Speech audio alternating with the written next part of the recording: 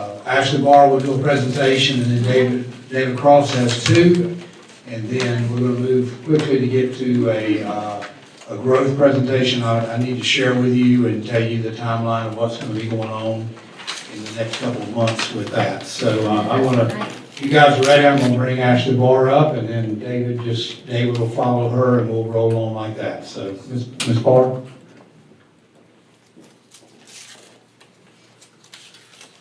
Thank you, Dr. Manning. Good afternoon. It's good to see everyone. Kindergarten registration season is upon us. So we will kick off our kindergarten registration season with an event that is exactly 1 month from today, March 12th. It'll be floating from 5 to 7 p.m. And that's when we will bring in all of our kiddos to start getting them registered. We're following a similar process this year as far as communicating that. In the past, we've used a press release to local media, websites, and social media also are used to advertise. Ms. Ward has already posted those things for us. We use school-based communication through schools' websites, school social media. We've asked principals to do a phone message in February and March to advertise and also to place it on their school marquee. This year, we did look at casting a wider net to try to, because we know the more kids we can get early, the better we can plan for them. So Ms. Ward has a digital billboard. It is beside the Tropical Smoothie Cafe, and that's advertising it already for us. We also engaged some community resources this year through the Randolph Public Library, communities and schools of Randolph County, and the Partnership for Children to try to get some more information out and catch some more of those rising kindergartners so that we can be prepared. After that March 12th date, families can come in and register anytime during school hours at any of our schools. And Ms. Weepert has already created a spreadsheet so that we can start tracking that data, so we'll be prepared. So board members, very similar process. Appreciate Ms. Barr jumping on this. It's her first time around, but a lot of things are very similar, but also the digital ads are a new addition, and Mr. Ward has been working on that all year.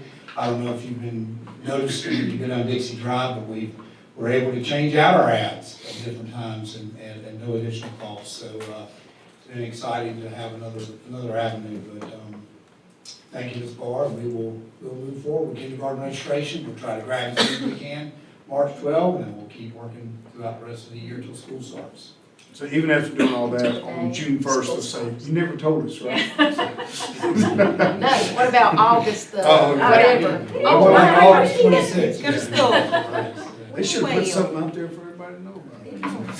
So it's out there. I was just going through like the other night, underlining how many different ways it's being put out there. So it's going to be shared and broadcast, and if we find other ways to put it out, we'll add that to our process.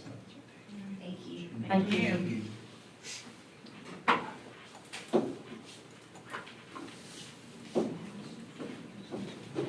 All right, good afternoon, board. Hope you're doing well. Appreciate the opportunity to talk about two very important CTE items that are reported to our department as a whole. First, I just want to start with the Business Advisory Council.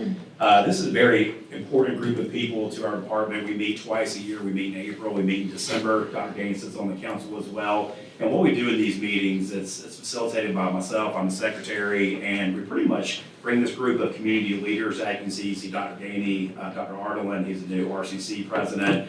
I see Brian Hodgson, principal, Kevin Franklin, EDC, and then we have leaders across Randolph County in different sectors, and they come, we meet twice a year just to bring perspective. It's exciting to have all this great growth and development, all these new opportunities. I just want to make sure that our CT department, that we're doing what is important, relevant, necessary for our kids so we can maximize those opportunities. So love those meetings. We get a ton of good feedback, get great discussion, and just it helps kind of validate our direction. So our big thing for us is we want to make sure every kid has a post-graduation plan and placement. We want to make sure that they're all being productive citizens, but we want to start them early. And so that's a big push, and that kind of leads me into my second one. But just to kind of round this out, we had our meeting in December. We got a chance to go to Weedmore High School, the Foods and Nutrition program, made us breakfast. Then we got a chance to let the kids see the new public safety program we have out there, and got a chance to really just go see all those things at Weedmore High School. So great discussion, good direction, kind of talked about next steps, and that's kind of the summary of the meeting. We plan to meet again in April. Any questions about the advisory council?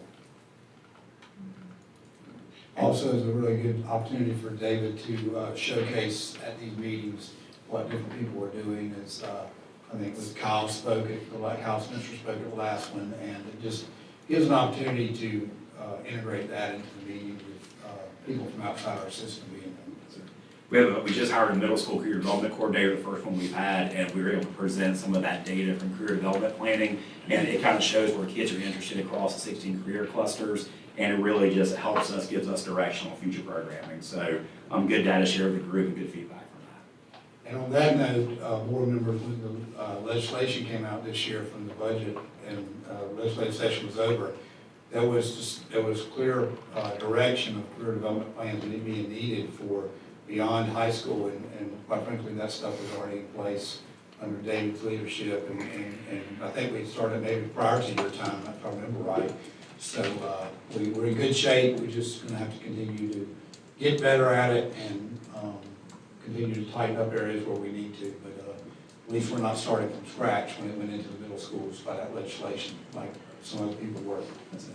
In our career development plans, it's a 612 plans and digital portfolio. So part of the academies I'm about to talk about, really trying to market and let every kid, like family, know that that plan exists, and it's got some real great targeted data that families can talk about and help make post-secondary plans with that.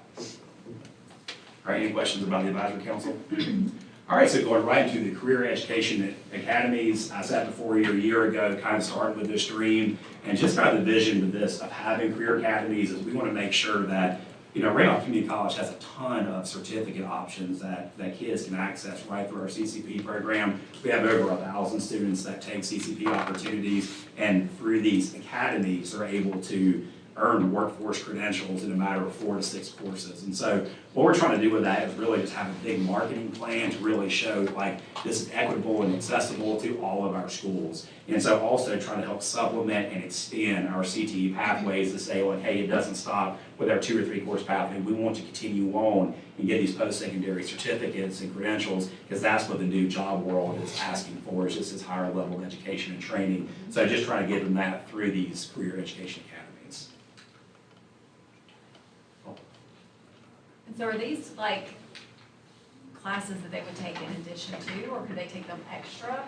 Yes, ma'am. Like for the classes? So the way, when we start working with our counselors and post-graduation teams, and we're going to start talking about, we want to get our students taking our CTE pathways freshman, sophomore year. We want to make them concentrators.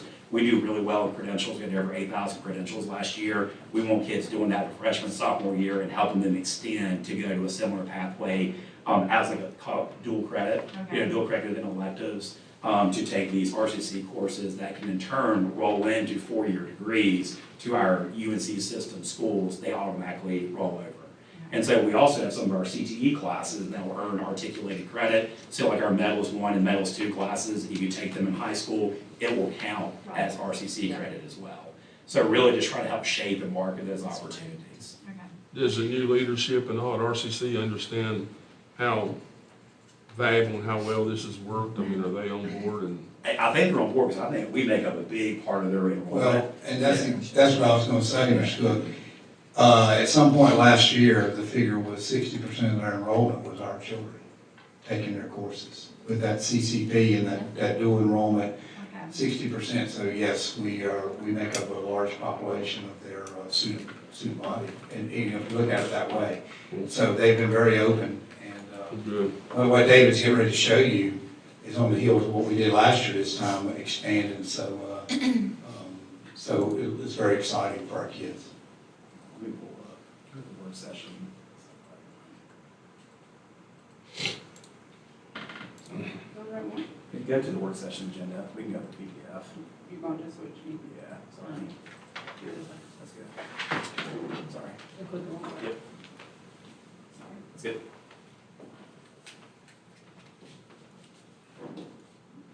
All right, so why Career Academy? So like I mentioned before, the Randolph County economy is exploding. And so like the workforce opportunities, economic development, the population, like it is coming now, it is exploding. It's awesome for our kids. I know at the Toyota event this morning, he mentioned something that they've already invested $14 billion, and that's Toyota alone. And that's not accounting for the indirect jobs, the suppliers, the expansion that's going to come from that investment. And so I talk to Kevin Franklin a lot, I get a chance to be a part of the EDC meetings, and he is just like, his phone's ringing off the hook, like, just the opportunities are coming and coming in droves, and so like, he's having to hire more staff to accommodate all that, so we're just at the tip of the iceberg for this growth, and we just wanna make sure our RCSS kids are first in line to get these awesome, high-paying, high-skilled jobs. By 2031, and another thing, the workforce is really shifting to post-secondary education is almost becoming a need. Whether it's a certificate, an associate's, or a 4-year degree, they're gonna need some sort of higher level education or credential to really get the jobs of tomorrow. And with the presence of artificial intelligence, those jobs are just transforming at a light year speed. So we're trying to stay ahead of the curve by making sure our kids have the training and skills necessary to be ready for those jobs. So the benefit of certificates, again, it's a 4 to 6 course pathway. When kids finish, they can take that right there in the traditional setting. Most are virtual, but they can come out of our high school saying they've completed a college program. It is considered an entry-level credential of value in the workforce, and you can put that so if they don't have ambitions for going to an associate's degree, but they can knock out a college program before they graduate high school. So it's quick, it's accessible, it takes down transportation barriers. We can put it right there on the devices we have for the kids. So, like I said, going back by 2031, 72% of all jobs will require post-secondary education or training or credential.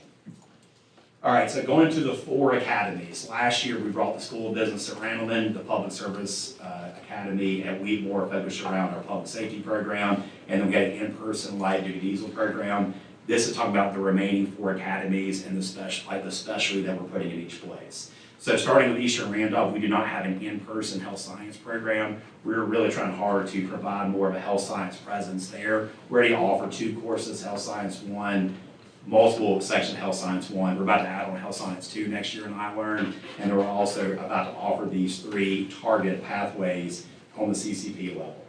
And so the 3 concentrations we want to round out an academy there is Medical Office Administration Certificate. That's 6 courses, 18 hours, it's all virtual. And what that's going to do is it prepares students to work in general offices, billing, coding, patient services, medical documents, just like a lot of basic clerical stuff and hospital settings and stuff like that.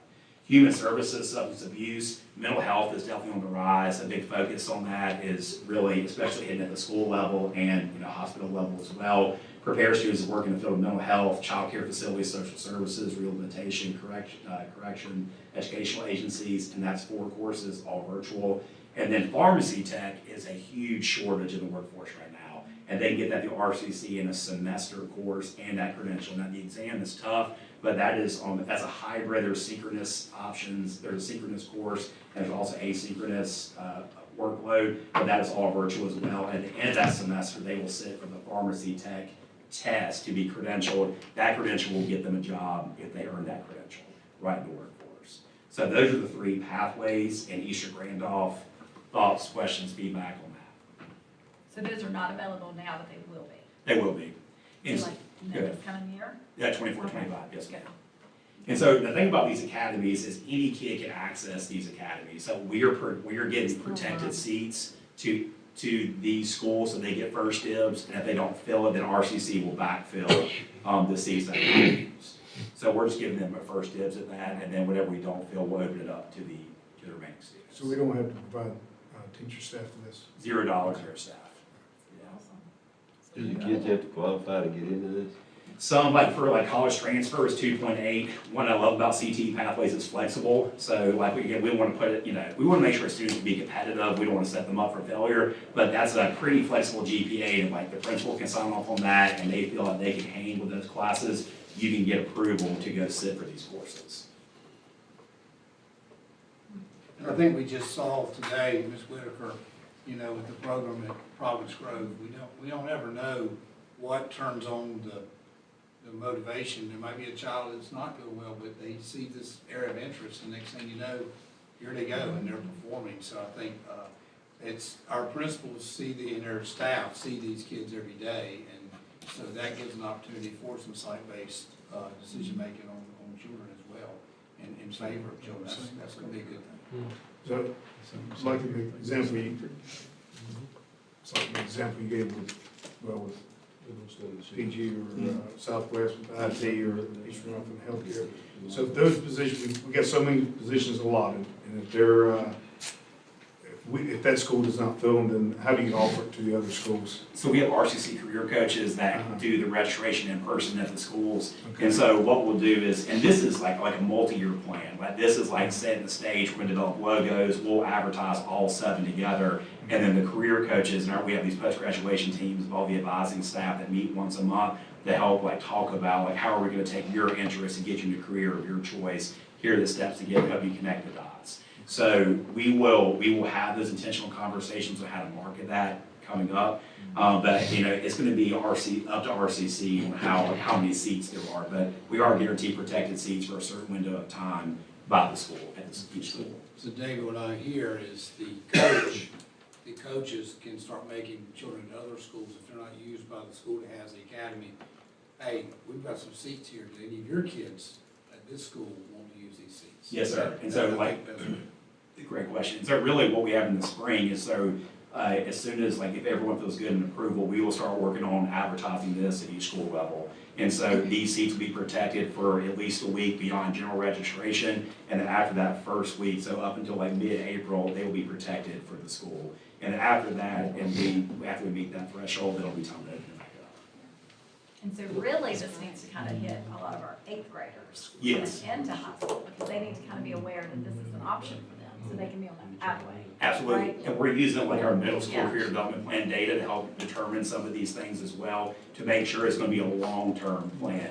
And then we'll work with RCC each year. I mean, we're hoping these are gonna be the pathways that stick, because we feel like this again either supplements or extends our current programs. But we're definitely gonna use this based on data and making sure to target for each school. But this is definitely like a long-term vision. So the big years is getting these academies developed, marketed, built, and just, I like to start them early, get them from elementary, middle, and here are the academies that we're forward to. That's really cool. Right. Any discussion on East Randolph? So how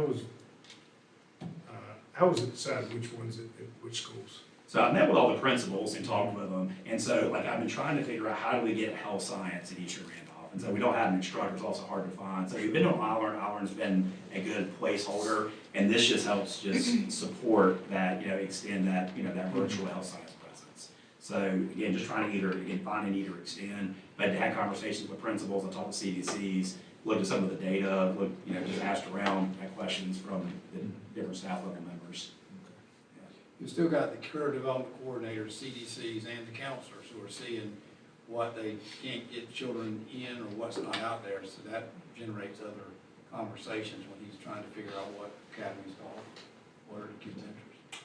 Like, it's my hope too, is that once we put it out there, it's like, let's say we're advising Southwest student, hey, listen, Southwest student, like, here are your, first dibs at these pathways, but if you want, you have the ag pathway you can take in Trinity, we just want to show, here are all the certificates at your disposal, and it's a big, marketing plan is the big focus, so pushing out those certificates, here's what you have to look forward to, you can access this across the county, because most of these are virtual, and so just here are some very valuable workforce pathways that we can provide to you right there in your home. The thing I'd like to see is, after you open these pathways, these kids, and you're talking about kids from different schools, I would like to see some data come next year on how many kids outside that home schools participate in. Oh, yes, sir, yeah. Could you push this any, since you're opening up to other schools and there's not a whole lot going on down there at URA Ridge, would that be something? Since it's virtual, could maybe promote it toward kids down that way? Would that, trying to figure out a way to maybe gain some interest down that way? I mean, if you could, we gotta do something down that way. Does URA Ridge have a program in place? We got the in-person light-duty diesel program, and that's been an okay rollout. We've had 5 kids in that program, and all 5 of those students are on path to get their certificate and complete that program. And they're essentially rebuilding engines and working towards their diesel certificate. The SACS Accreditation Board is looking to review that with it being on site to make sure that that flexible GPA is still in place. But overall, I think that's been a pretty solid fit, because we have 3 programs up there. We have ag, we have drone, also computer science, and we have a new child development, early childhood program out there. So that provides them a trade, and hopefully that continues to develop. But I agree, I think it's important to make sure that, you know, as we market this, I mean, we meet monthly as a career development coordinator department, and like, I'll make sure that these are marketed across the board, and so, while again, giving people the preferential seats, we will make sure this is marketed across the board. Yeah. How many people are in each program? Like, I mean, is it 20, is it 50? I mean, So protected seats, we're looking at about 10 seats, at 10 to Okay, so 15 seats, not and so many. there's not, that's like Yeah, protected seats. okay. And so like right now, I can tell you data, so we have 5 in the LDD program, we have 10 in the criminal justice, we have 2 kids that have completed certificate, we have 1 in school business completed certificate, the 5 UR will complete it. This is definitely, like I said, a multi-year plan to get the word out, to show them, so I'm looking like 5 years down the road, tracking data, reevaluating this on an annual basis, what's gonna work, because a big priority for me is I wanna make sure this can be purposeful and relevant for kids. I don't wanna put it out there, just put it out there, I wanna make sure the kids are accessing this, and a big number I'm gonna start tracking is how many kids complete a college program before they graduate high school. And so that's another big data figure I'm looking at, tracking these academies. I just hate to see anybody that's really, really interested in it not get in it, Yeah. you know, to start that. Yeah, when we say protected seats, the class teachers a lot more. It's more, so there'll be like a section of like 20, 25, and they try to like box like 10 seats in just to make sure that they're covering that school. Gotcha. Yeah. Okay. And there's some of the schools that offer the welding and stuff and all that. Yes, sir. Yeah, it's a good deal. I mean, we are so, I mean, if something's not like that provided and pushed like we do here in Randolph County, there's not gonna be anybody to do any trade work. I mean, they're so getting away from it. I mean, I'm just glad we push things like that because there's good money in it, and I'm telling you, there's gonna be a demand for that because We're very blessed in our county. We have 4 Yes, we are. carpentry programs, Very 3 blessed. basic programs, we have mechanics, and we have a great carpentry and masonry competition. Y'all should come see that. That'll probably be in April. That's in Eastern Randolph, and watching the kids build door frames and just, it's amazing watching them go. Like, I mean, using saws and I would even like to see more, I mean, CTE program in Randolph County is big, and it's a home run. I mean, Do, we have to get Amber to put some stuff out here to let people know because it's a big deal. This We isn't know it, but- advertised outside of Randolph County. Oh, you know, the academies? No, sir. Like this will be our thing. This is a unique concept, and so we'll work with RCC and tag team. I'll work with the council, work with the schools and under Gady and Amber to market this where it needs to. do we offer any electrical, plumbing, HVAC? Through RCC pathways we do, and so like now a lot of that stuff is in person, but you can do that through the continuing ed. And so we're working with RCC to get some of those counted as dual credit, because you have to go through like an application process to get those certified as dual credit. Now, kids can access that now and to go get those certifications, but there is a very timely process to get that for dual credit. Now, if a student, say they had a half day, high school, and they went to RCC, would they be able to get a dual credit with our high school also? It would be Like an those- elective or something? So like plumbing to HVAC, we just got those approved. So if it fit, and RCC determines the times, and so let's say you want someone to go to the year-long HVAC program, but they could get dual credit in HVAC under the schools that approved it, and most schools approve those pathways. But as far as like CTE and Randolph County, we don't have those currently. Any more discussion with Eastern?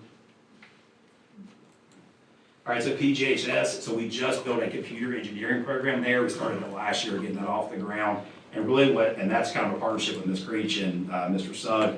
We're trying to train kids to work on devices. So we have this big one-to-one initiative. We just bought them these 4 really cool workstations where kids can really learn how to troubleshoot, hardware issues and software issues. So that pathway, they start with a CompTIA credential and get 2 more levels of computer engineering. This helps extend that pathway into very highly sought after certificates, cybersecurity specialist 6 courses, support specialist certificate 5 courses. Cybersecurity, it's pretty much you're defending threats, attackers on your system, highly paid positions.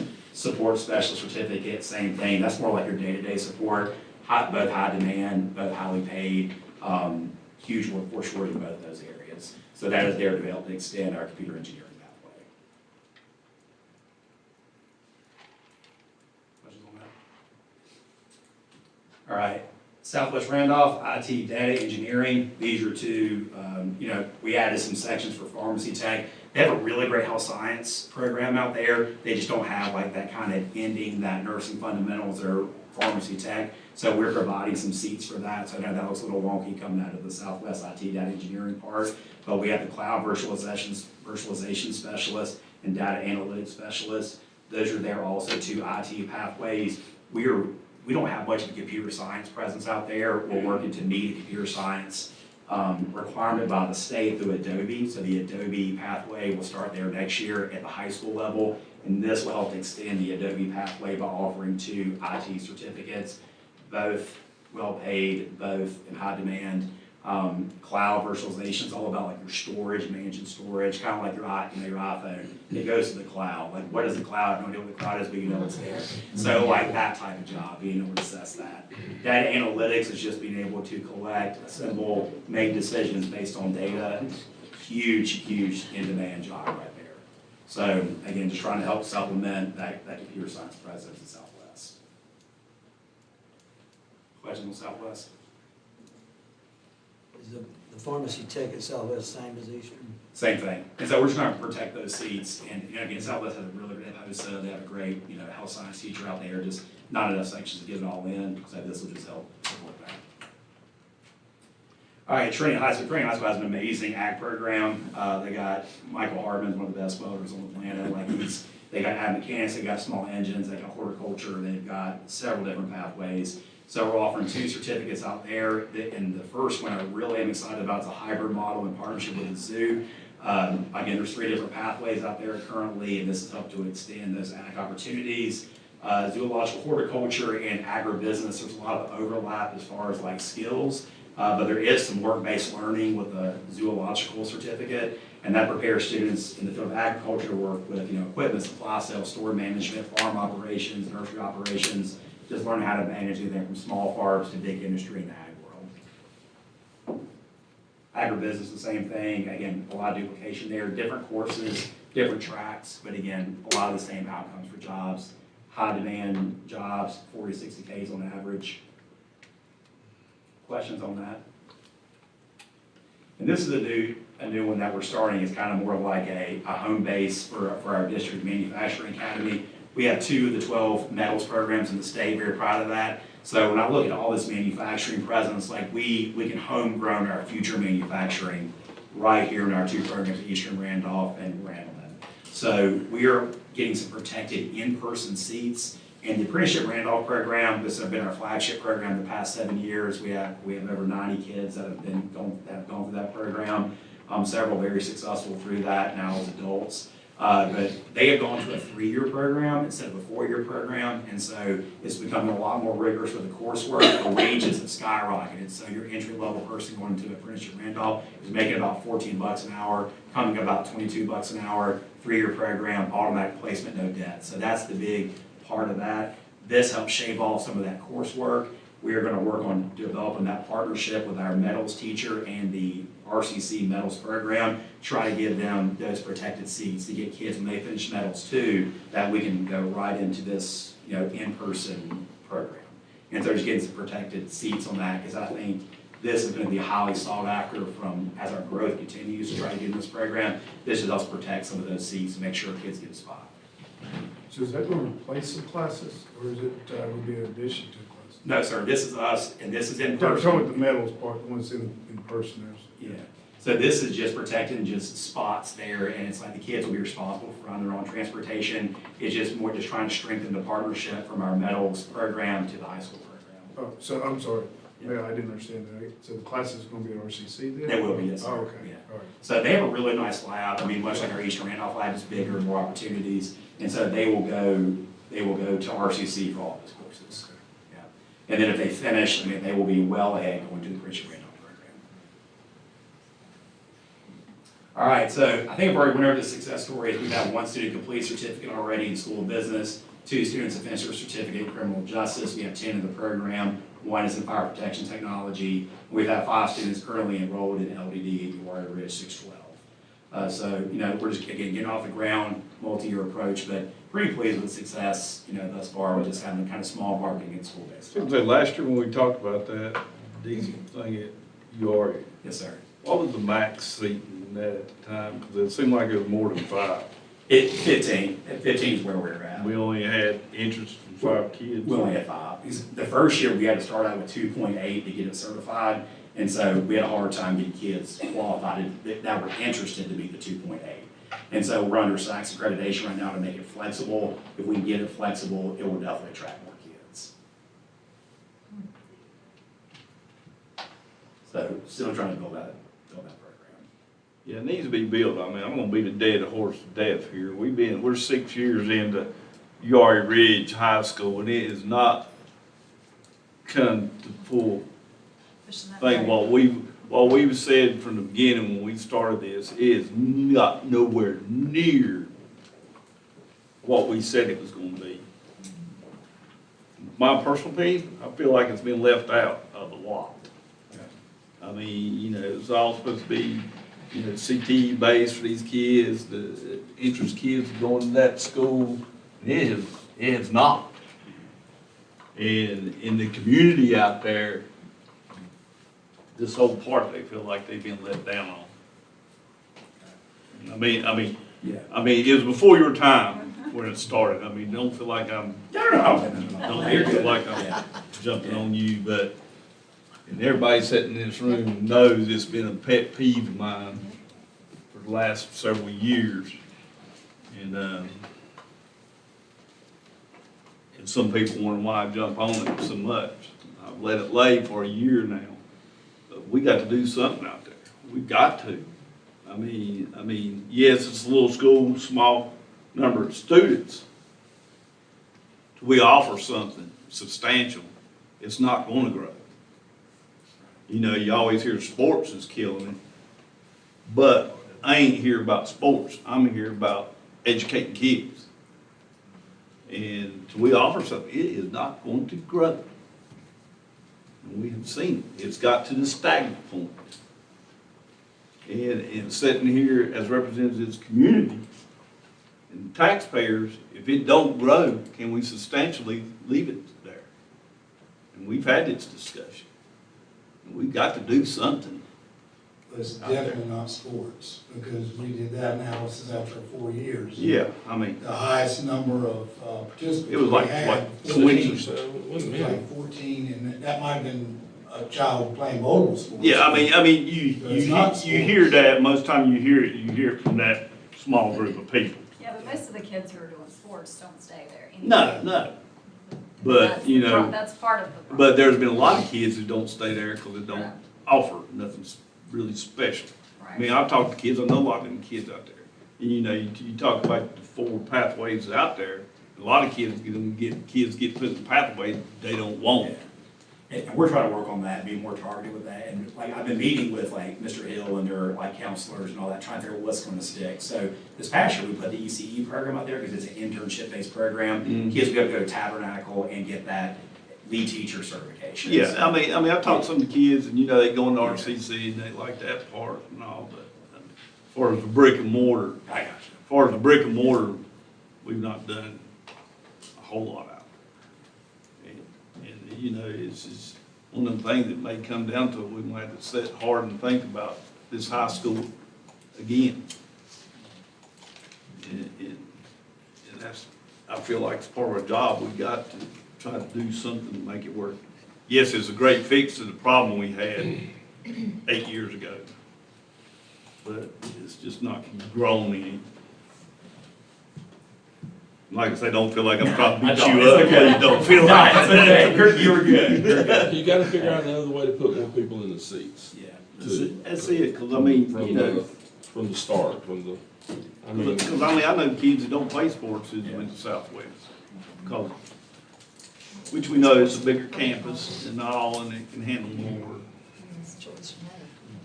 But, we may have to do something, because if the county's growing like we all predicting it to, I mean, it ain't all gonna be that side of the county. it's gonna ease this way.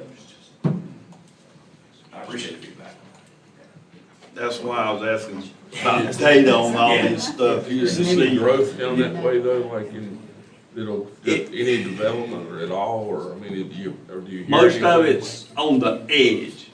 Most of it's, the biggest growth down that way has been down Tot Hill, and most of that feeds into. So how far is Tot And one- Tot Hill from? One of the problems you're getting over that way is if you're getting any growth, it's going to Wheatmore. And I mean. And you're Dr. sitting- you're Gainey and sitting I there talked about that tax sitting there district, would it affect? With kids on Kennedy Farm Road, half the distance. Yeah, Maybe they 6 miles from Wheatmore, 6 miles from UR Ridge. See, those lines, but we've talked about what could we do to, even though you have the lines, is there something you could do? Hey, would you rather, I mean, I don't know the answer, but you gotta find some Yeah, answer to yeah. put people there. There's been I a few mean, parents I know who could have went the Archdale Trinity Tax District and. and go the other way, yeah, I mean, they need to know that that's available. I mean, that's one thing, we got the drone, we got the diesel, and we know it, but how many more people out in the community know? Dang, you We, got but we might need to promote that more, cause we set that school up where other kids could come in if they wanted to. But, we sat right here last year and I harped on it, and we was gonna, promote it. I ain't heard anybody say anything about the city. and you got the best hunter safety guy in Randolph County. When this is promoted, will it go out to where everybody can see it at different schools? It'll be my hope, and I need to strategize on what that looks like. And my next big steps are working with our school-based teams, like generating a logo, develop it on our website, make sure it's public information, push to that website, in this ward and Dr. Gaming, like how's that gonna be put out? So I look for one big information hub, a school-based team, I'm gonna work with them to make sure that, they market effectively. Yeah, I mean, that's the thing, when you say some of these classes, you got your reserved seats, and it's open, and that's where we gotta make sure People know that. they know that where these kids like at UR Ridge can see, they can still do this stuff and stay at UR Ridge where the people, cause if you're a parent from UR Ridge and you look up and you see all this, And you're like, first thing they gonna say is, what's Yeah. coming to my school? Yeah. Yeah, we got a light diesel with 5 students in it. Yeah, But look what's being offered here at these schools. right, Why ain't we getting none of this? I hear that all the time. yeah. and that's something the guidance counselor's gonna have to tell them too. Yeah, they Yeah. gonna have The to. principal, the people's gonna have to, And they may be, I'm not in the schoolhouse every day, so I don't know. Like, and you make a good point, like when you go look at the RCC course catalog, it can be very overwhelming. And so hence kind of the birth of these academies is provide some good intentional marketing about like kids you are, you have access to all of those programs. Like you said, to educating families on like you can do this, like you can do this and anyone can access this. Yes. It's like always, it's our job to educate the Yeah, kids, but yeah. parents gotta educate themselves also. The virtual part, will it be done at school? It will be kind of like we have a ton of virtual options right now through iLearn and CCP, NCBPS. So it's kind of like, for example, a kid has a first block, they might go to a learning lab, they might stay at home. It just depends on what that looks like. But like, of course, you'll be able to access that at all times, as long as they have a device. So a lot of them don't require you to have you must log in at this time. It's pretty much asynchronous. You can kind of go with the flow and complete the coursework as you need to. David, Sir. what if, I mean, you've got a way to connect with kids. Appreciate that. What if you would go maybe to URA Ridge or something and like 8th graders or something and just talk about that sometime? You think that's Oh, I can definitely do that. I just think if it come from, I mean, And just say, look what we have. look, what we have, and I don't want you guys to feel left out, and this is what it could do, and you have the same opportunities if you decide to continue here. I mean, it's just a thought, That may because, not be a bad idea, we won't work you to death, Well, no, but I mean, send him everywhere to do a pretation. yeah, Because I- exactly, because he's got the right connection, boy. I mean, He does a great job. I mean, And not throwing off any predecessor before you. but you got it, you got But to sitting sell the here product. listening, yeah, but sitting here listening to you talk, I've got more out of you And I had a preview. Yeah, it takes a person to get up there to connect with the people, smile, personality. Of course, so. Yeah. Talking about you too. I just don't say things. I saw you on Positive, no matter what. That's how you sell things. You don't sell things And you want them to by get excited so they go home acting and tell like their your parents. best friend is. And we're working with our CDs, our career development coordinators to establish more presence. Like a big part of our career development plan is to have more one-on-one advising meetings. Like, that's a big part of our plan, is to have shoulder-to-shoulder conversations so they can talk about this, so make them understand, the parents understand, and not just be like, hey, a blanket classroom lesson. Like, we want to really be intentional with like what they're going to do. So if you want to say, I want to be a doctor, well, let me talk about this. Let me link you with these healthcare prep academies. Let me help you get you underway. So like that's a big part of this initiative. This is more like the icing on the cake. This is like your end goal. Like the 6 through 12 career development process, we're building that to end with this before they graduate. So like that's great. I mean, we're working on that on our career development coordinators to really go out and tell that story, and I'm happy to get in those classrooms too. I think that would be huge. Yeah. Me sitting here listening to this reminds me of a candy kickoff at a school. Oh, He's excited. yeah. Send him to the school and let him give a CTE kickoff. Hey, Kids will get excited today, too. too. Yeah. I'm gonna go sell candy bars. Trinity Elementary. Yes. Well, y'all need, so really my big next step is to really come up with a marketing strategy. That's my next big thing. So if you have feedback or things that I can do to help put that out, like happy to take that feedback. You were talking about the diesel program. If you get the flexibility there, do you have any idea what it might increase the numbers? I think we could easily fill the 10 to 15 spots if we can get the flexible GPA. You know, the SACS accreditation, I wasn't expecting that because, I mean, it was pretty much year 2 we're going to be ready. So they are getting reviewed out. There's a lot, it's very promising from RCC. They're talking to their counselor. I'm out there a lot, talk to our CDC. I mean, they feel like they can fill it pretty easily with that flexible GPA. So, yeah. And that instructor, he's a good instructor. I've seen him a few times. There's no High doubt energy. this works. I mean, this took place in my family. It works. I know, I can speak for that personally. It works. Thank you. And so- Yeah. And so I'm kind of like, this is again, like I'm looking at a 3 to 5 year plan, like what does this look like in 3 to 5 years? And I'm hopeful that we'll be able to fill a lot of these seats. People can speak on these academies, people can talk about the 30-some certificates RCC offers, so that's our hope. Students get to talk to students. Yeah. Yeah, that's another thing that she just brought up. If you've got some of these students that have time that's been there, Yeah. you know, maybe if they do a presentation at their own school, or, you know, I don't want to step on anybody's toes, but you pull them out and send them to a different school and say, hey, I did this at this school, and, you know, this is what it works for me, and this is what I'm doing. Yeah, that's a great point for our apprenticeship Randolph program. We usually get previous or Yeah. prior apprentices, and they sell it so well. Because when they talk about money and like what they experience, like the kids eat that up, and so they love that. Oh, yeah. Well, thank you for your time, and like I said, if you have any Thank you. time to talk. Thanks, appreciate it. Thank you, Dr. Green. All right, board members, before I get into the next item on the agenda, I want to skip to the last one. Just look on your schedule of events. There are 3 dates you didn't have last time. They just settled with the county commissioners. The formal presentation of the budget is May 28th. The public hearing for the budget for the county is the 10th of June, and the adoption of the county budget is the 17th of June.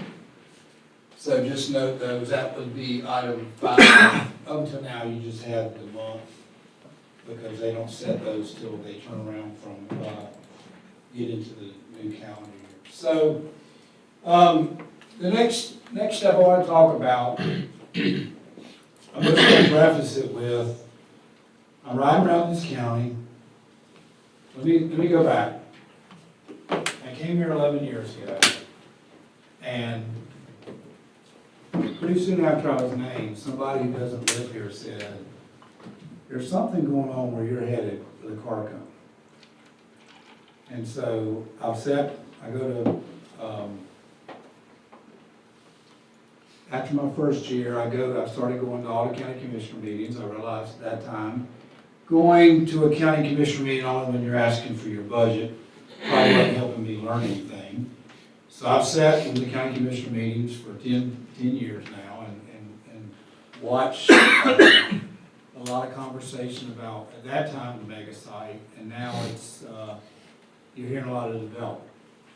So I'm gonna show you some stuff today, because this isn't the first time the information, obviously if a place is gonna grow by 100,000 people in the next 5 years, which is what the projections are, or about 21,000 jobs between Toyota, VinFast, Wolfspeed, and then you go through, I think I showed you this stuff back in November, where Energizer was expanded, Technomart was expanded, and some other smaller groups that come in.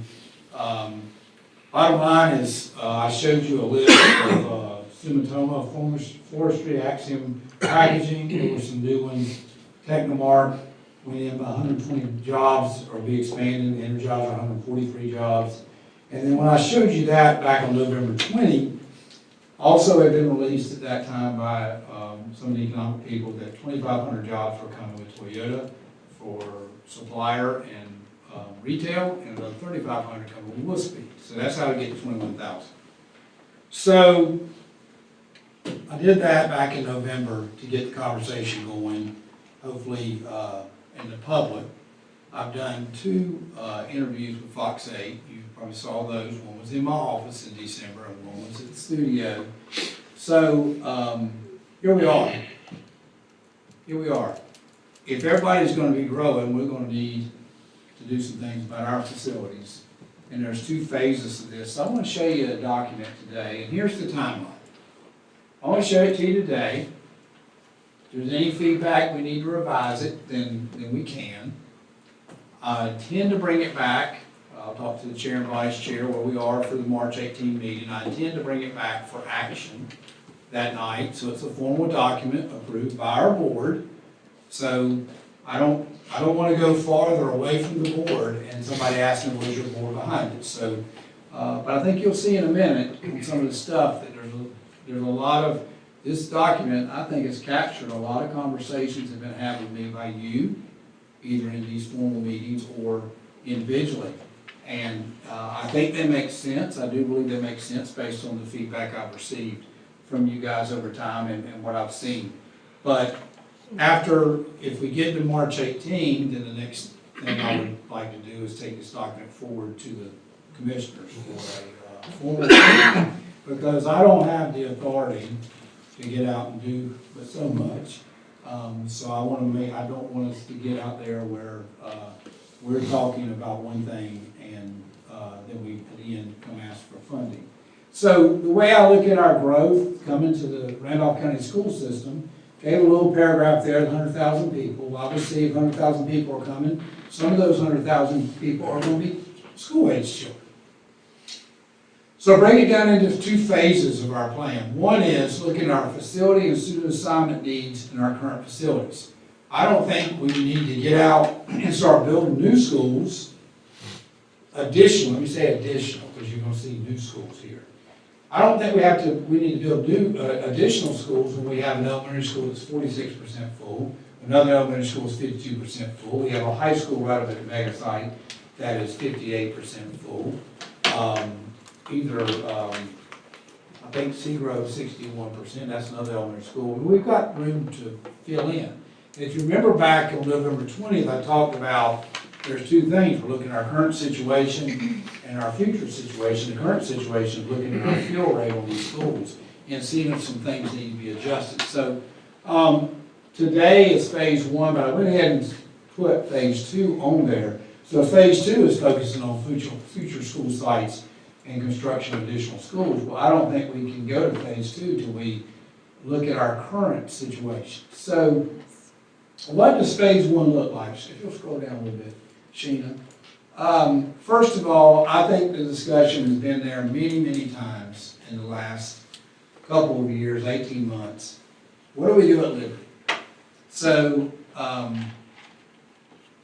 if we renovate Liberty Elementary, what we have left is we have a school with multiple buildings, and we've managed multiple buildings on school sites very well, and Larry's group over the time, and even his predecessors have maintained our buildings very well, but I don't think any of my staff would disagree with it's time to build a new Liberty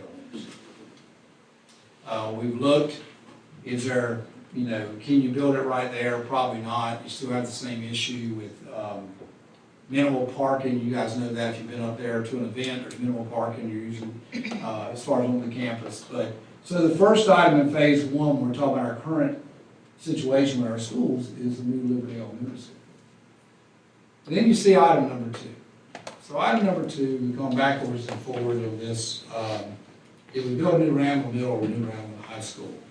Well, we talked at one point about building a middle school and use the existing campus for the high school. Well, all those CTE areas that are at the high school, the auto mechanics, the ag facilities, the metal facilities, they're pretty far away from that Randall Middle site, the Randall Middle School building.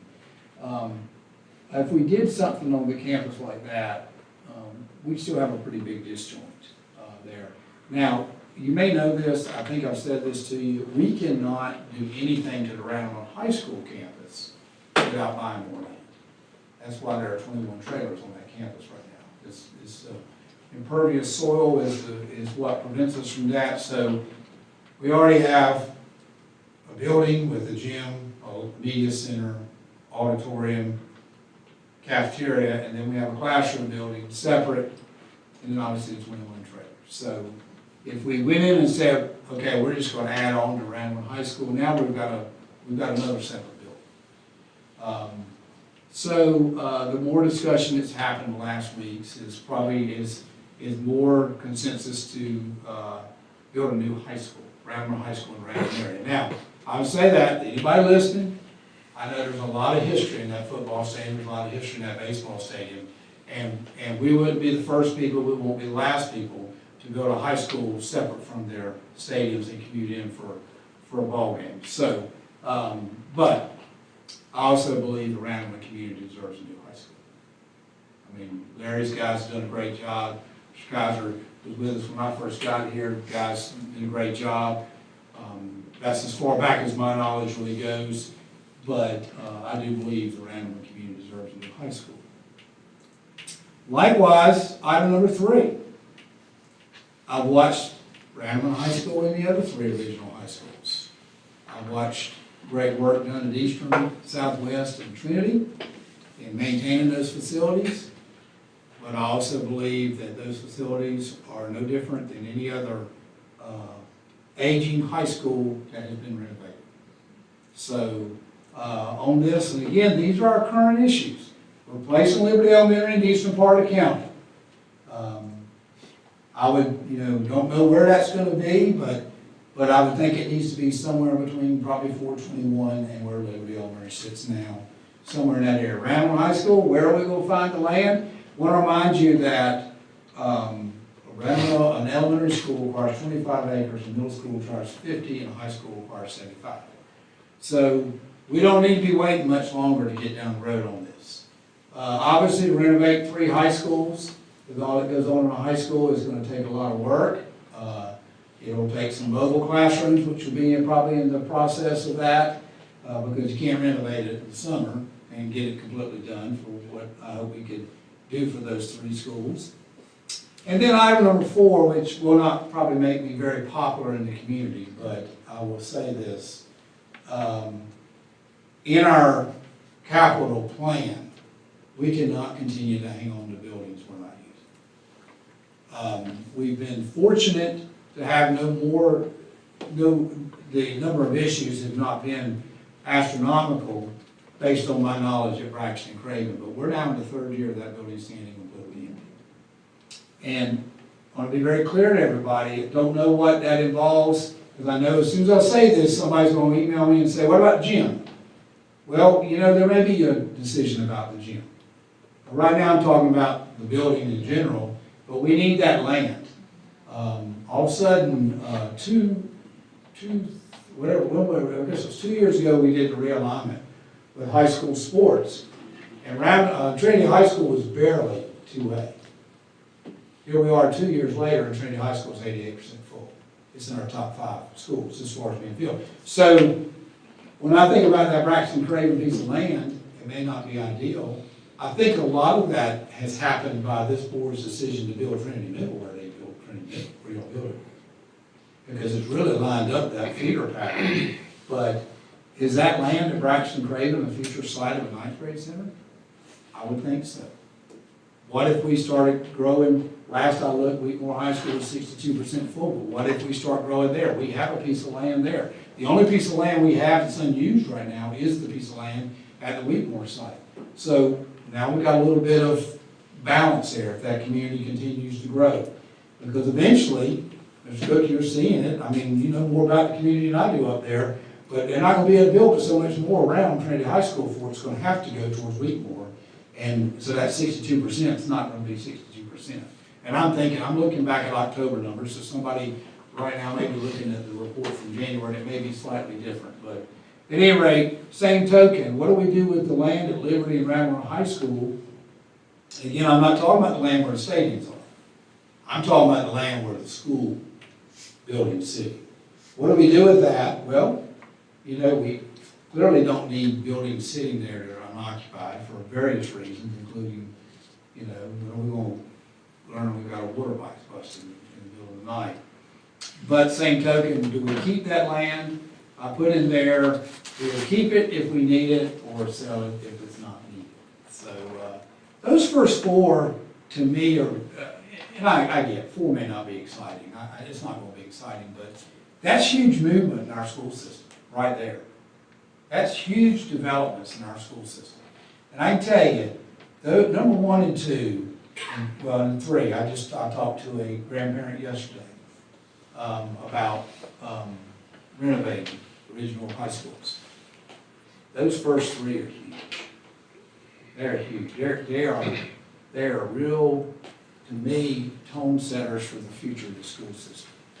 I mean, those schools have served our kids and our staff well, but it's time for those first 3. And that's you know where I am with it. And the feedback I received. But same token, 4, we can't just keep keep buildings we're not going to use. 5, 6, and 7 are another. They address this idea of, additionally about our current schools. If you go back to November 20 in my presentation, there was a section that says, so what does this mean for the Randolph County school system after I talked about the growth? And I said, our school system needs to start making plans for a more balanced use of our seats. We can't have schools that are full and schools that aren't, if we can help it. And one of the examples I gave was, right now, we don't let anybody be reassigned, they request a reassignment. Like right now, if they went to ask to be reassigned or address it, line up for Randall High School or Hopewell Elementary School, and they wanted to go to one of those, we wouldn't let them do it, because they're over 95%. Does that rule need to come down to 85? Does it? I don't know. So we can keep things balanced. I don't know. So that's where 5, 6, and 7 are really going to come in, because 5, working with a consulting group to look at our attendance zones. We talked about that in the southern part of our county. Is there some population we can push into the Farmer Elementary is 46% full. Beautiful school built for 600, I think 650 maybe capacity. I can't, if I remember right. Beautiful school. So can we move now? When we do that, we also could be creating an expense for transportation. We could be stretching bus routes somewhat, but nothing's going to be perfect. So in phase 1, working with a consulting group to look at attendance zones per school, and also looking at our student assignment processes. Okay, and there's 2 things in that, and with both looking to see any adjustments that need to be made. So that's some work that will start pretty soon. And had a discussion the other day with commissioners. That's why we need to get a plan formalized, because the Randolph County school system doesn't have, that's not an astronomical fee based on some stuff we've already researched, but we don't have budget to continue to go in without really impacting other areas. And that's not what this growth should be projecting. This growth should be projecting us moving forward, not cutting out this section of the school system to get ready to move forward this way. I get asked all the time, so what are you going to do and how are you going to get teachers? Well, if you remember back on January 8th, one of the things we've got to work with our teachers, and we say teachers, it's not just teachers, and I think I said January 8th.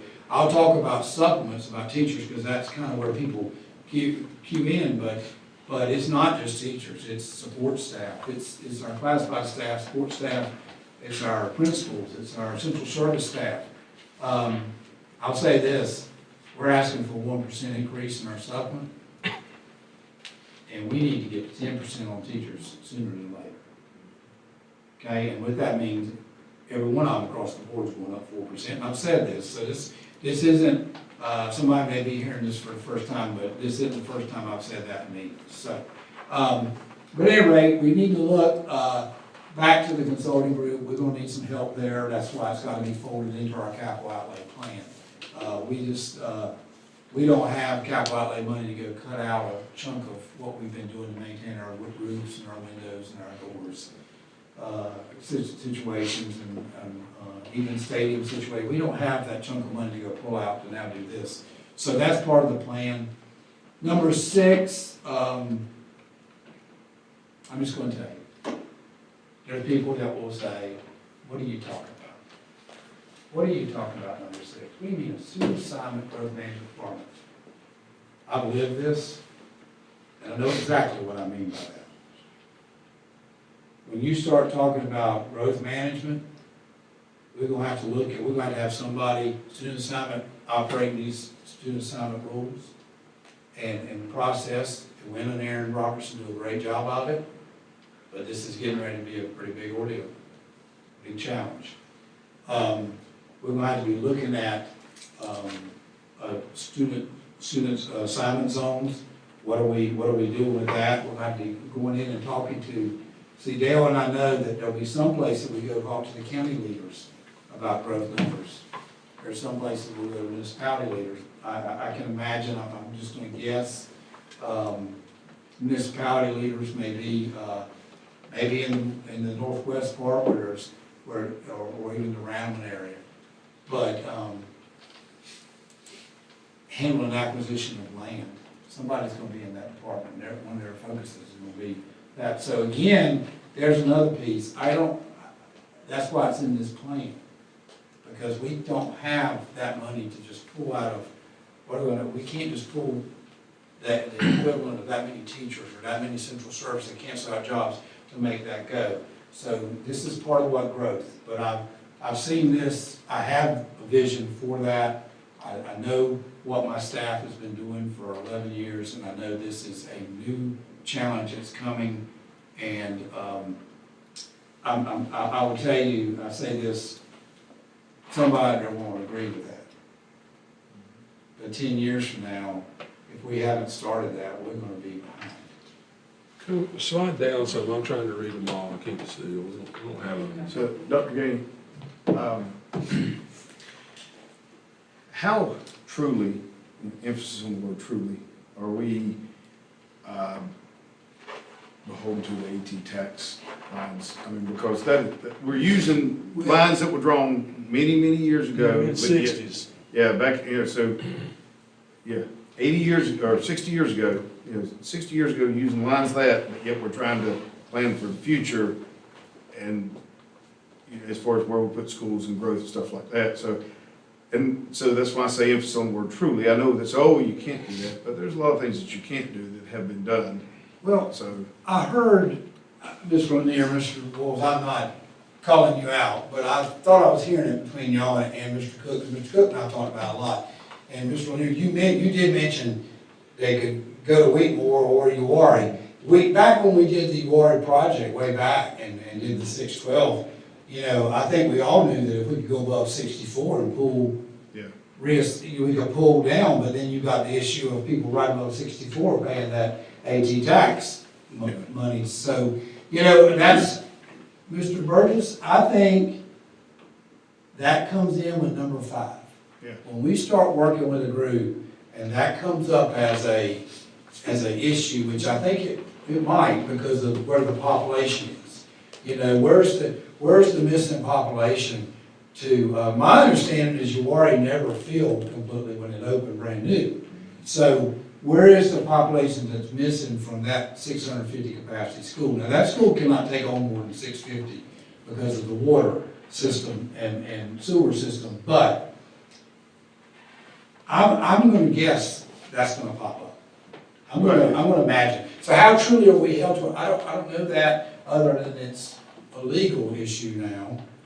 My It understanding has to is go through Raleigh, I think. when you take away so it has to, that whole thing has to feel of it as like when you have a county with a city system, like we, you know, it's got that feel, but my understanding, there's only one other one, and I may be off, but my understanding, there's only one other one in the state that's not like special taxing, that's not a city system. You know, the city system has a city school tax, as I guess most city systems do. But when you take away the city systems, it's my understanding that the AT tax and someone, I think it's out west, I may be wrong, so I don't know where it Do is. you have a, I mean, I used to pretty much know that, I guess we could get it from them. I'm gonna, do you have that? A No. map? I'm gonna get a map of that.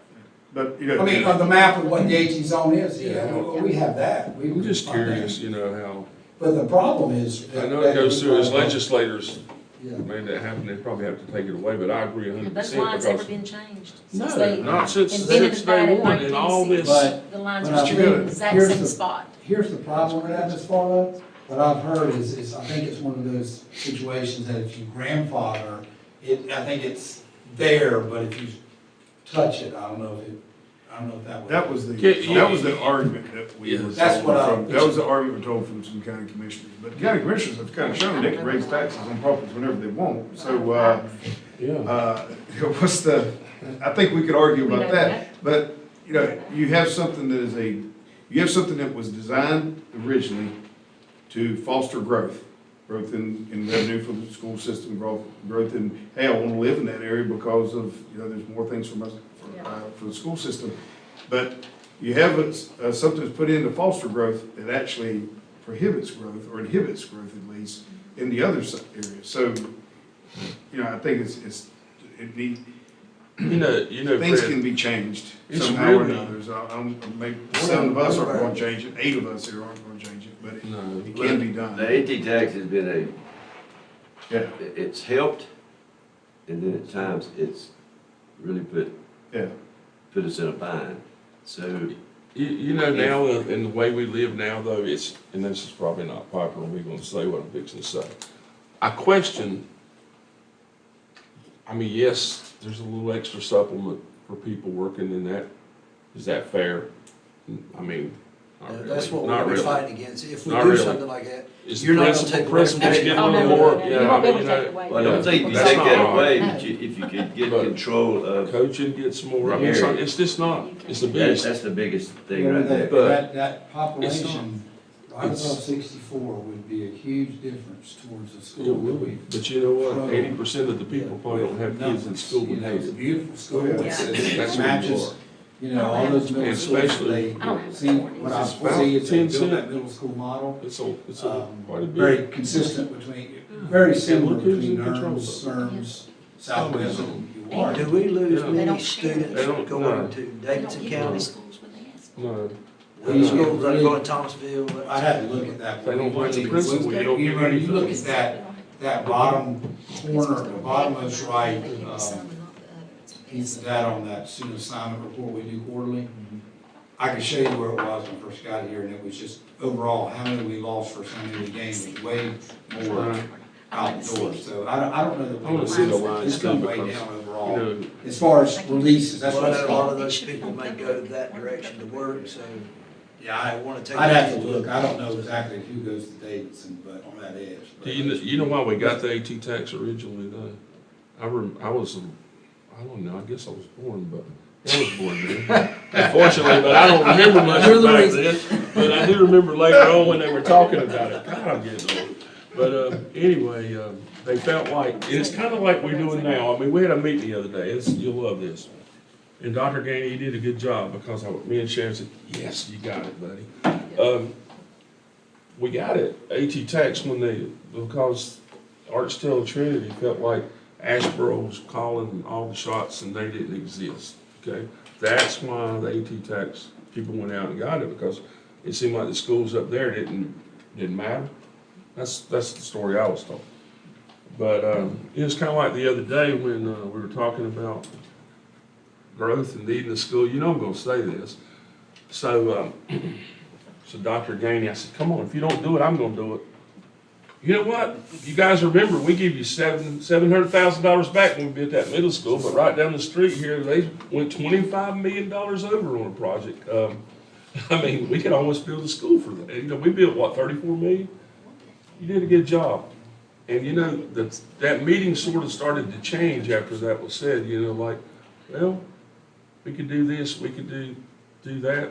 Maybe you should start looking for land, but I'm just telling you, that's things that's a big deal. That's a real big deal. The other thing, Mr. Good, and I'm just gonna tell y'all, we opened a brand new school 3 years ago. And I get it. 1 through 7 is gonna cost. Now, number 7, we will bring you guys recommendations on student assignment and attendance on, so that's coming. And Mr. Lanier, we talked about that, and I probably talked to you more than anybody about that piece. But this is gonna cost money. I get it. And what I keep saying is, and I said it, you know, even when you go to the consulting group, I can't go backwards to go forward with our budget. I mean, we're already, you know, Marty's looking at everything, and Larry's looking at everything with his capital, and Dale's involved in that. We can't go backwards. You know, Andre's over here working with all our staffing issues. Well, you know, when you start trying to find money in a school system's budget, if you're trying to find it inside a budget, 9 times out of 10, it comes from cutting out positions. And so, you know, that is contrary to what we're gonna grow forward but cut positions. You know, I mean, even the media is saying, well, how are you gonna staff these schools? Well, we're gonna staff them by continuing to build our relationships with people, continuing to have support, but we're gonna continue to push for our local supplement move forward. So, again, it's not, I'm gonna be excited about anything we get. But I want to be very clear to anybody listening. We gotta get our teacher supplement to 10% sooner than later, which means our classified supplement goes to 9.25. Our high school principal supplement goes to 16. Our elementary principal supplement goes to 11. Our directors at central office go to 14.5.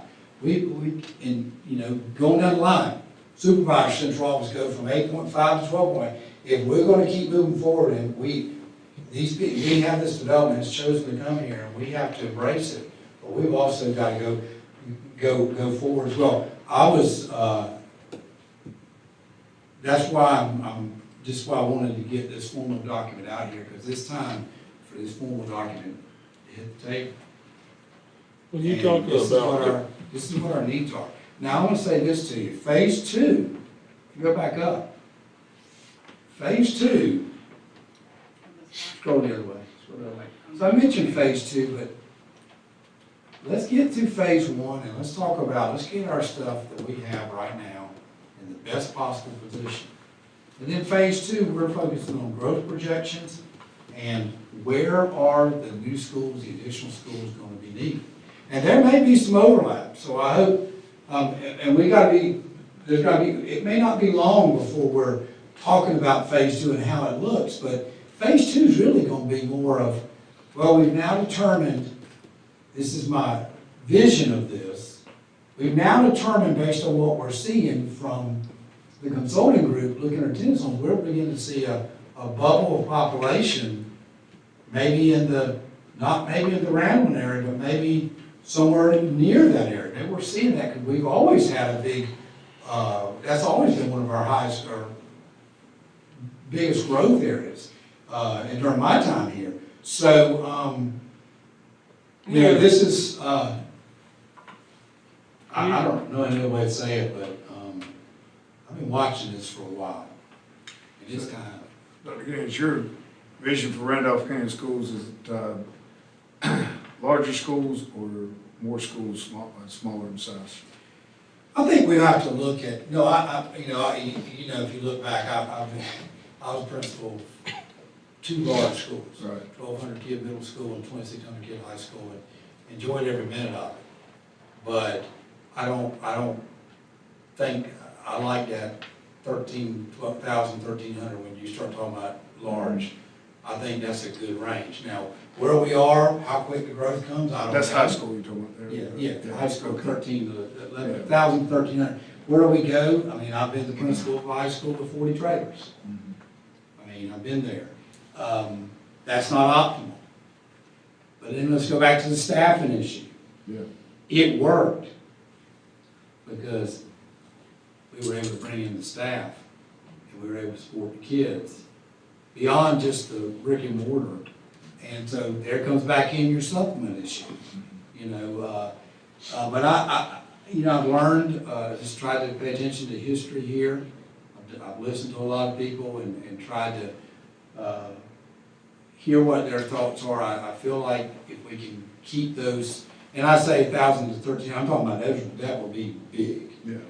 And we kind of range in that 800 to in there, which is what my understanding was with the last two high school projects was the.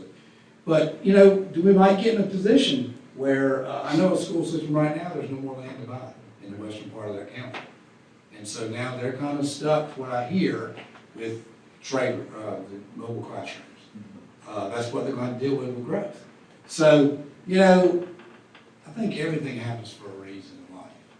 The older I get, the more I realize it. I just don't want to get behind. Let me ask you I've a been question. a part of that. And it was nobody's fault, but we got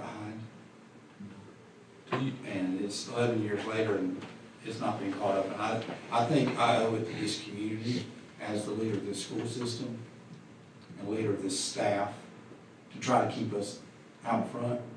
And I'm going to say this too, we should put credit. Randolph County School System is not going to be we're not going to be an underdog. We're going to be out in front. We're not going to be playing catch up. I want to ask you a question though about, and I'm going back several years, I was the only one on here at the time. We're building the two new high schools. Yeah, I was, I'm Board of one. bored on one, yes, but here's the thing, I don't think you were here on that. No. But this is one of the things, okay. We have people in transportation. We have local realtors that you might could get a group. And you could talk about like the growth. We had a presentation, maybe out of Raleigh, I don't know, under previous leadership. And they came in with, Marty, you may remember it. It was one of Andrew's buddies, but I'm trying to think the name of that group or whatever. Is it But- Orient Lab? Huh? Orient Lab out of Raleigh? Orient Lab out of Raleigh. They come from a totally different place. And they came in here and I wasn't impressed. I mean, they basically threw darts on a board and basically they're sitting back studying the computer and looking back, I still remember, we were all turned off by it, okay? They had the big city personality, this is what you're gonna do, this is what you do. And, I mean, I don't know, I don't want a group like that. I'm just saying, I mean, I don't think I've been any madder at any one person that guy that day. I mean, it didn't matter what questions we asked, it didn't matter what we knew from living there. I mean, I don't know, I mean, I'm just saying, I don't know. Better qualified Huh? people, better qualified people kind of doing the data. I'm just saying, rural he counties are. was trying to make us, he took the rule out of our county. And, So Marty, do you know how did their projections end up? I mean, as far as to reality, 15 years later, 16 years later? Didn't we cut them loose? huh? Didn't we cut them loose? I'm sorry. Didn't we cut them loose? We did not go by what? No, we didn't go by what they said. Now, we may not have done the greatest job, but it has lasted a few years. Of course, it puts heat on us, but it puts heat on you anyway. I mean, looking back, I told you guys the story, and Marty would agree with this probably, how more kids should have went from Randall and Providence Grove. I told you guys that story. And that's because the board members It is what it is. Now, where we missed it, you know, I was sitting in on the Trinity Wheatmore a little bit, you know. At the time, I never dreamed about the growth going to be on 62 on the right, but, you know, when we had the guidelines and all, it's lasted a long time. But, you know, as people sell the farm, you have to adjust, and I think we are at the point we have to adjust. Somebody's going to not be real, it's not going to be easy. I mean, when you go to moving people, kind of, I think you have to give them notice and kind of gradually put them in, but, I mean, I'm open to listening, but I wouldn't want to hire them before, I guess I don't want to, if the guy comes in like he did at that other meeting, he's going, where's that table at? We're not going to get along, I'll tell you that right now. He was just, was you at that? I mean, I don't know, it was at, when we had those workstations down at, Pinewood. I mean, it was, I mean, this is, you know, you're not in Kansas, North. I mean, he was like, he bought Raleigh to, and I'm sure sometime Greensboro. You gotta watch how you bring that big city mentality. I mean, there may be somebody that works, you know, better, but this guy, have you ever heard of that group? That's not the group, is it? That's one of them.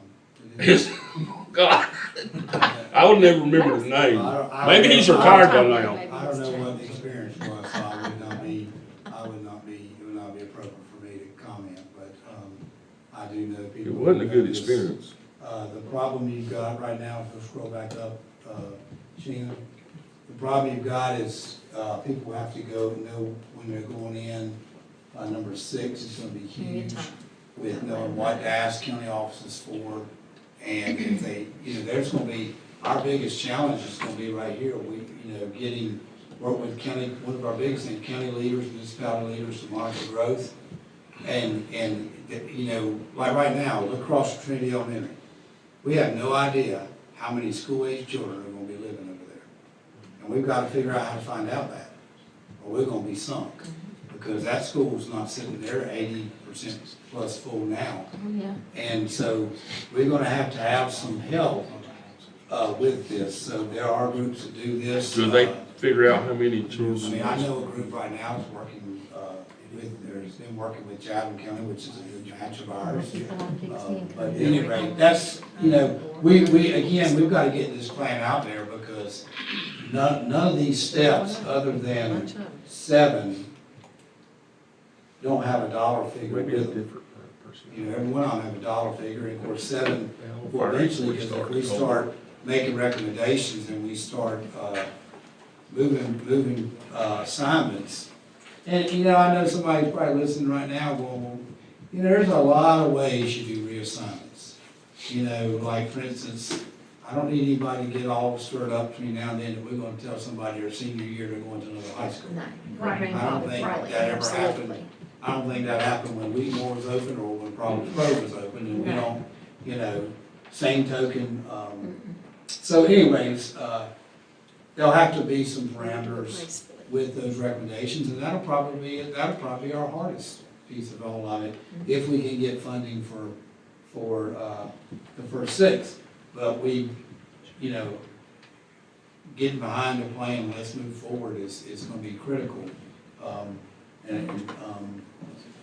I just don't want us to get behind.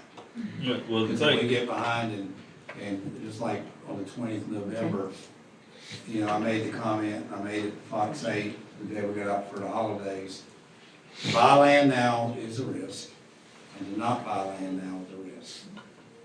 You know, a piece of land that costs $1.2 million now, what's it gonna cost when everybody wants that piece of land? It's not gonna be $1.2 million, and is it gonna be where we need it to be? So that, again, that's part of phase 2, other than there are 2 pieces of land that'll have to be purchased for item 1 and 2, a piece of land for each.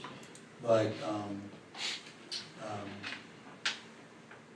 you know, I feel good about going after that now versus 3 or 4 years from now.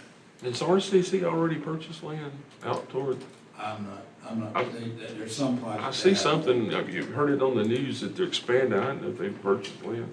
There's some project that have going on. So what would be your dream goal for being able to kind of if we bring this to everybody and try to get the money and do all this, what would be kind of what we would be looking at to try to implement some of this stuff? Well, one of the things is gonna be, and one of the comments I made on here was, after tonight, we'll start working with Will Massey, finance officer, who's now still interim county manager, to my knowledge, as well. Trying to space out where this lands, because we're dealing with debt that the county has, and debt's getting ready to come off the books for some of the projects. I think Wheatmore, Providence Grove are getting ready to come off the books, if I remember right, maybe getting closer to that. But, we've got we've contributed some of the debt around with Trinity Middle. So getting those timed out. The other thing you'll have a problem with items, particularly 1, 2, and 3, is gonna be workforce and availability of workforce. As far as companies available when schools are being built all over the state. Or, because obviously the state, supposedly what I keep hearing is the state's one that's growing at a pretty good rate, and schools are being built, a lot of new schools are being built. So, that's gonna be one of the things. I would say,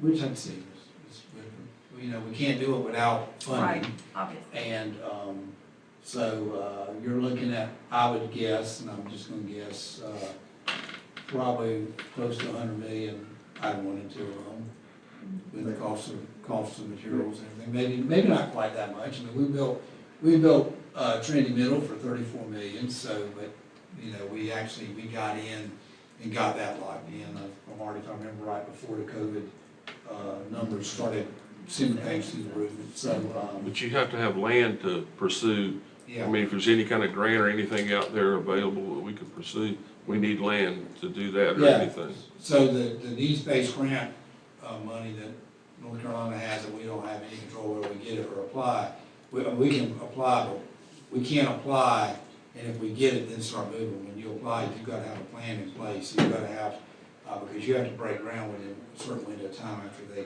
give you that money. So we'll have to have the land, we'll have to have the plan in place. But at the same token, putting an RFP out for a school to be built,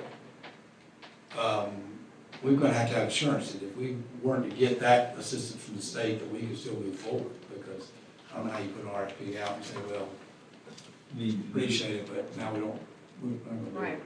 The commissioners, I mean, they gotta realize, I mean, for the last several years, they pushed the economic growth for Randolph County, which Randolph County needed it with furniture and textiles and all these in the last 25 years. And they just gotta realize, I mean, going back to the supplement to the teachers and everybody, I mean, they pushed for this growth to happen, which it needed to happen. And anytime you get growth, it's gonna cost you money. It's like anything, it costs you money to make money. And the commissioners, I mean, I know they wanna be tight with the money, be conservative, keep people's property taxes lower, but it's gonna come and it's gonna happen. And they You just. sure about that property tax thing? I mean, my God, mine went through the roof. I questioned that one, Tracy. Somebody, Well, I'm just being mine honest. went up to, It wasn't gonna mine change. doubled, but you know what I'm saying though, is, we asked for it, we got it. Weren't you at that meeting that night when they were doing the budget? And they I said was that, at it said several that it meetings. wasn't gonna change the property value, it was gonna kinda equal out. My God, mine went. Hey, the only thing to say we're lucky, we're not like some county who's on an 8-year reevaluation. Cause instead of doubling, it would triple or more. So let me ask you, I probably missed this, but we go back to Randleman, and to keep the controversy down here, because I know the history of Randleman, I know a lot of people from there. And you talk about the academy at Trinity, say Braxton, we tear it down, we build a 9th grade thing. That can't be done at Randleman, as far as their elementary school being 9th grade, and Their elementary school? middle school being 9th grade, and then everything still remains where it's at. Well, I just, when you start looking at the situation with the Randleman High School facility, that's,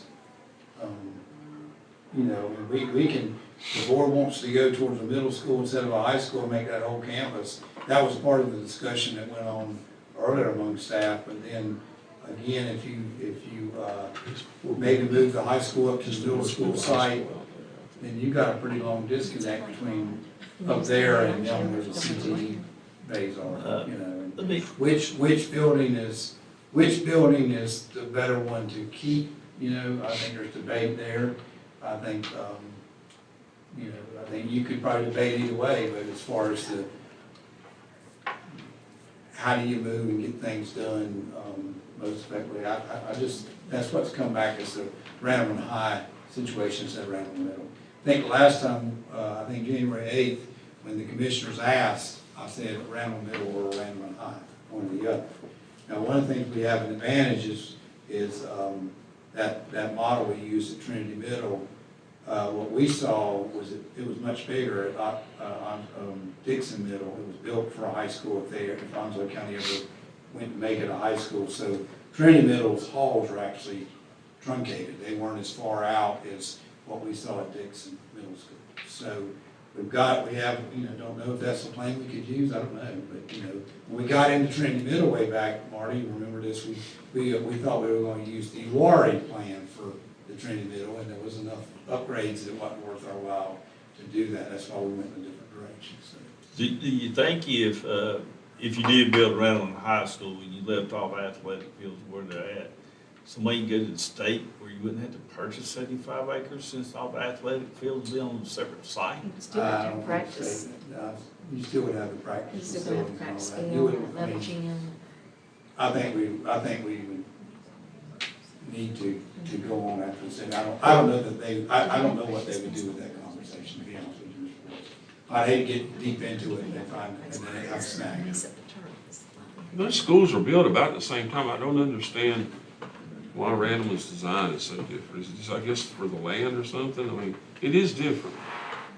It's totally Well, it was the mid the worst built school we have. I mean, it's by far the worst built school. I don't know.